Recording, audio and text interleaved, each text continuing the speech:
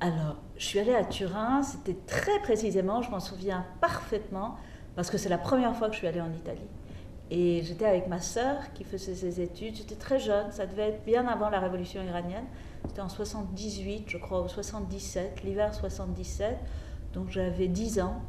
Et je me souviens, on avait pris le train Couchette de Paris, et le matin, on est arrivé à Turin, et c'était la première ville que je découvrais en Italie, et du coup, je m'en souviens vraiment.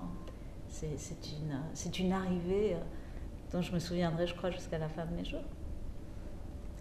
Et je me souviens de Turin, il y avait, en effet, c'était une ville grise, et je me souviens surtout des arcades. On pouvait marcher pendant longtemps sous les arcades. Je me souviens pendant les 3 jours, nous étions là, il a plu pendant les 3 jours. Et je me souviens des grandes balades dans la ville avec une amie de ma sœur qui aujourd'hui habite toujours l'Italie, qui s'appelle Paola Navone, qui aujourd'hui maintenant habite à Milan. Euh, et voilà, c'était 3 jours comme ça d'enchantement, de découverte et le premier goût de l'Italie. Si tu penses à Turin, si cette Turin était une musique, une chanson.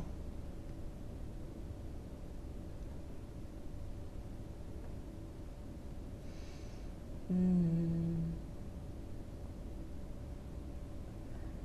Je sais pas, si je pense à mon premier voyage à Turin, je me souviens que dans le train, ça n'a rien à voir avec Turin, ça a plutôt rapport avec mes souvenirs.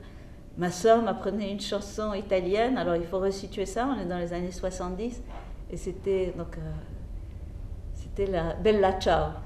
Alors je crois que dans le train, elle m'apprenait les paroles de Bella Ciao. Una mattina, un svegliato, Bella Ciao, Bella Ciao. Alors voilà, c'est Turin, c'est ma sœur, c'est les copains de ma sœur, et c'est une partie de mon enfance.